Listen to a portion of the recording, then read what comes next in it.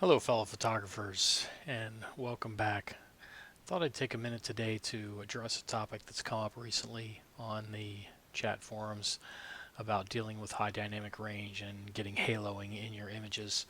Um, a lot of times, haloing is caused by the shadows and highlights sliders in Lightroom, Photoshop, or in this case, Darktable.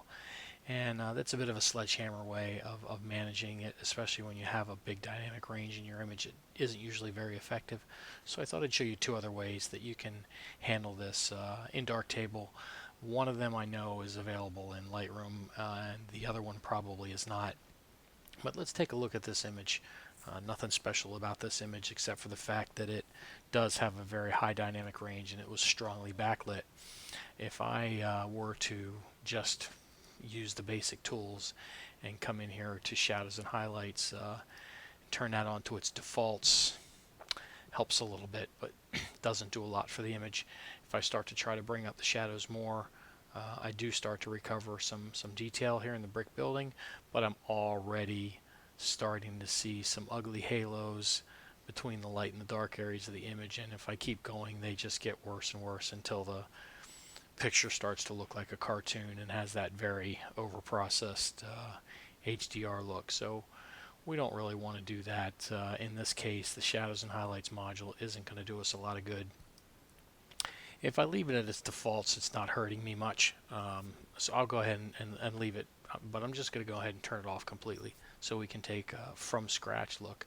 Now looking at my histogram, I can see that I have some clipped highlights. And I know from experience that that has to do with the base curve that Darktable applies to my image on import.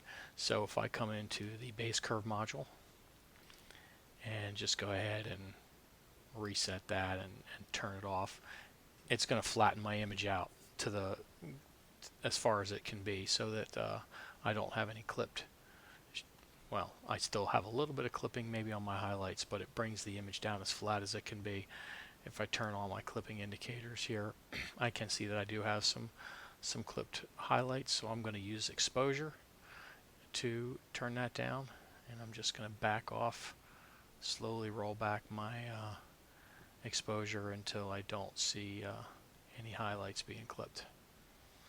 Okay, and then I can even roll my black point till I just start to have some blacks in the image.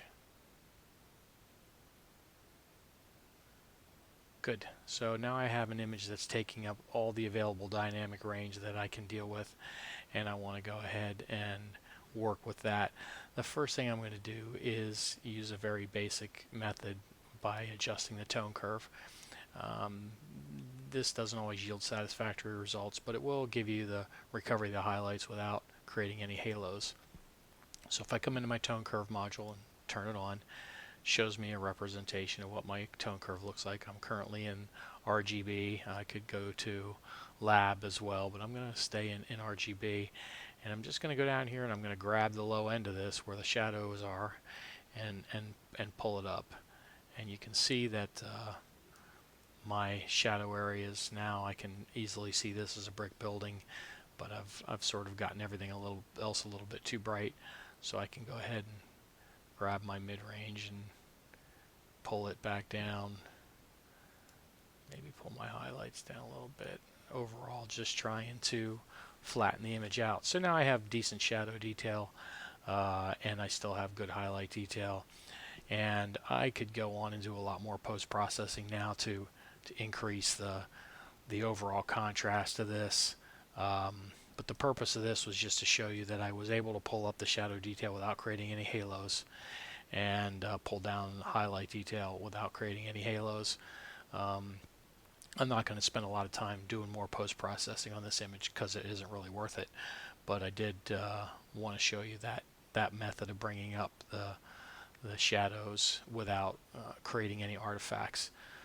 So now I want to show you a second method which is available in Darktable, and I don't think there's anything equivalent to it in Lightroom, but there could be, and that's the Filmic module. So I'm going to go back to before the base curve, and I'm going to go ahead and compress the history stack to get rid of all the changes that were made.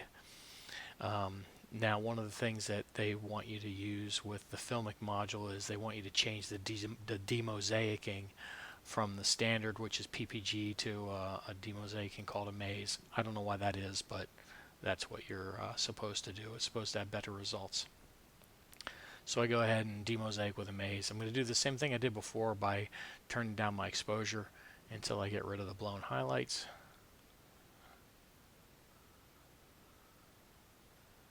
And change my black point a little bit. That didn't take. No, I don't even need to change my black point at this point. So now again, I've got everything in gamut here.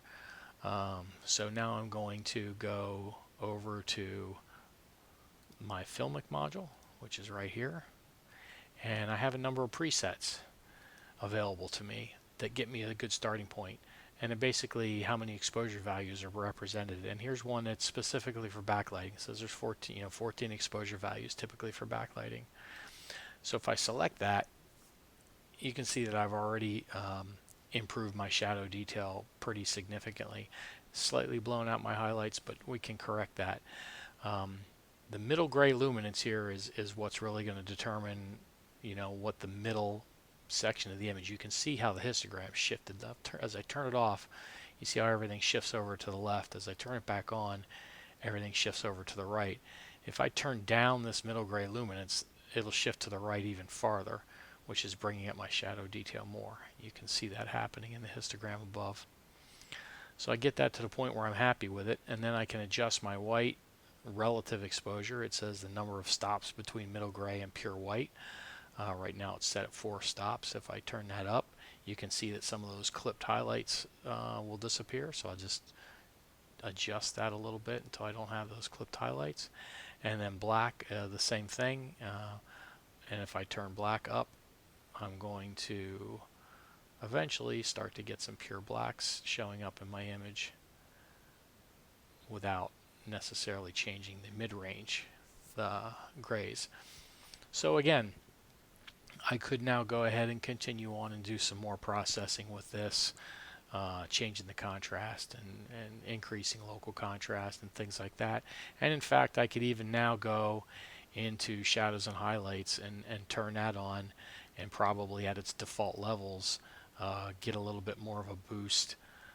I can turn it down quite a bit.